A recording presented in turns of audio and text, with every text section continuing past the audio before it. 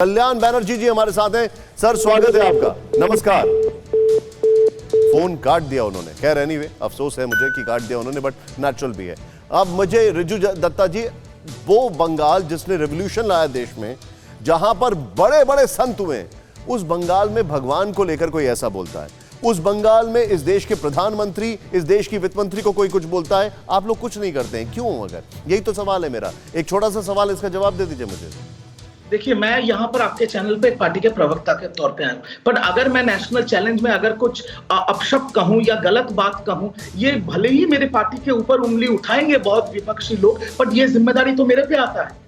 Party कभी, मैं इसीलिए पहले ही डिबेट के शुरू में बोला, पार्टी ना इसको डिफेंड करती है ना इसको इंडोर्स करती है। और मेरा देखिए, मैं आपसे देखिए सर, एक चीज है, मैं आपसे एक चीज बोलता हूँ, उन्होंने गाली बकी, वो उनका निजी स्टेटमेंट है। पहले तो पब्लिक फिगर का कुछ भी निजी नहीं बचता है। शायद आपको मुझे बताने की जरूरत नहीं है, आप मुझसे ज्यादा बड़े पॉलिटिशियन हैं, मैं तो पत्रकार हूं, आप पॉलिटिशियन हैं।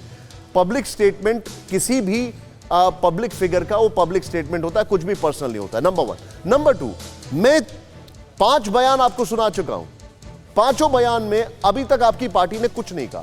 क्यों नहीं कहा?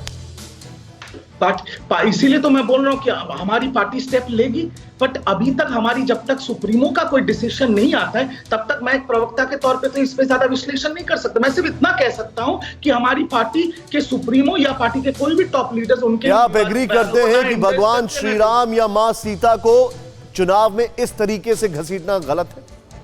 बहुत ज्यादा गलत है। और इसका शुरुआत तो देखिए, आप गलत सेंस में इसको ना ले, बट इसका शुरुआत तो मैं सुनील जी को बोलूंगा, उनके पार्टी ने किया। उनके पार्टी के एक प्रवक्ता है, मैं नाम लेके बोल रहा हूँ, संबित पात्र जी, जब वो खुद इलेक्शन में खड़े हुए थे, तो वो जगन्नाथ जी का मूर्ति लेके अपनी गाड़ी में जीप में चल रहे।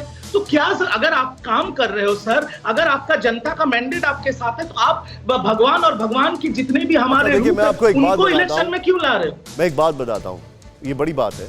TV9 भारतवर्ष ऑन रिकॉर्ड कल्याण बैनर्जी को कम से कम 3-4 फोन कर चुका है।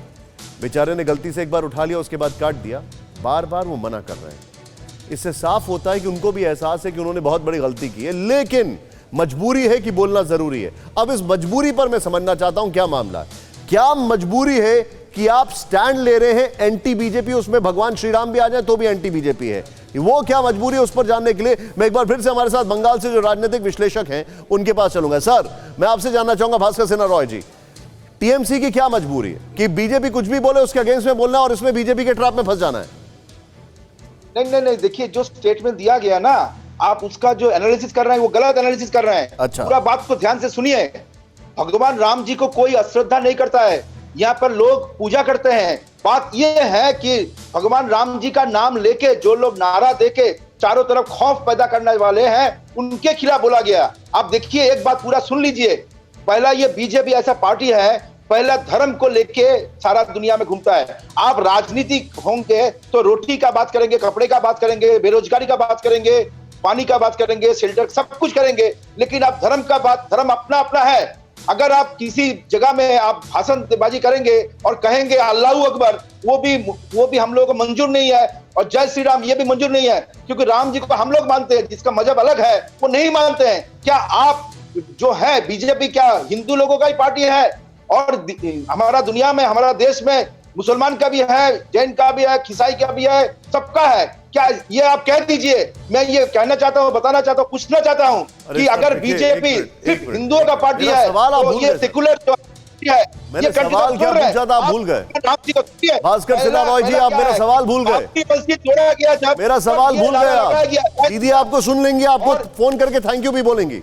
आपने अच्छा बोला उनके लिए, वो आपको थैंक यू भी बोलेंगी, लेकिन रुक जाइए, मेरा सवाल तो सुन लीजिए। दर्शक आपके सवाल सुनना चाहते हैं, रुक जाइए एक मिनट। न्यूज़ टॉप 9 रोज सुबह 7 बजे और शाम 7 बजे सिर्फ TV9 भारतवर्ष पर।